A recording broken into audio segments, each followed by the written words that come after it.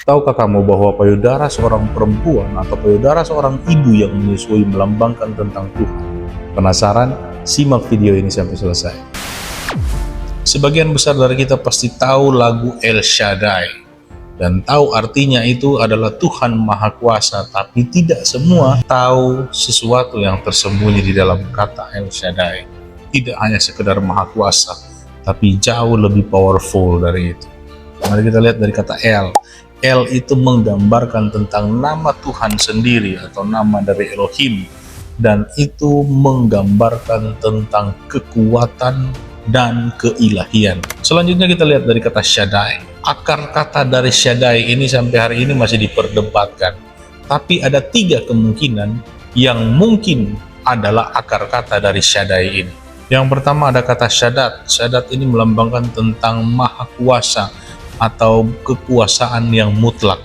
Nah, Shaddad ini yang paling familiar dipakai sebagai arti dari El Shaddai. Yang kedua adalah Shad. Shad bisa diartikan sebagai gunung atau bukit. Itu juga bisa digambarkan sebagai Tuhan, karena di dalam Yesaya 26 ayat 4 di bagian terakhir itu dikatakan Tuhan adalah gunung batu. Ini melambangkan tentang kekuatan yang tak tergoyahkan. Yang ketiga ada Shaddayim. Shaddayim itu artinya adalah payudara, yang melambangkan tentang penyediaan Tuhan. Kita akan bahas soal ini. Ada beberapa sifat dari payudara seorang ibu yang menyusui. Salah satunya ada yang namanya let down reflex atau kebocoran ASI. Kebocoran ASI adalah hal alami yang terjadi karena pengaruh hormon dan respon tubuh terhadap rangsangan tertentu.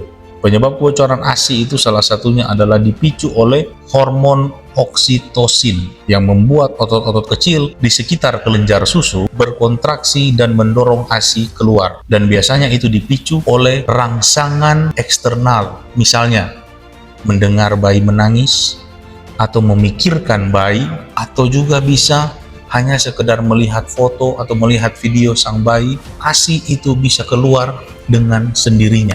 Yang kamu harus tahu adalah ciptaan itu selalu merefleksikan penciptanya. Tanpa bayi harus meminta, seorang ibu sudah punya sinyal kapan dia harus menyusui bayinya. Dan ini adalah salah satu fakta yang mencengangkan buat kita semua. Karena sifat dari Tuhan sebenarnya juga seperti ini. Tanpa kita berkata sesuatu kepada Tuhan, Tuhan tahu apa yang kita butuhkan. Dan percaya atau tidak, selalu tepat pada waktunya. Tuhan Yesus memberkati.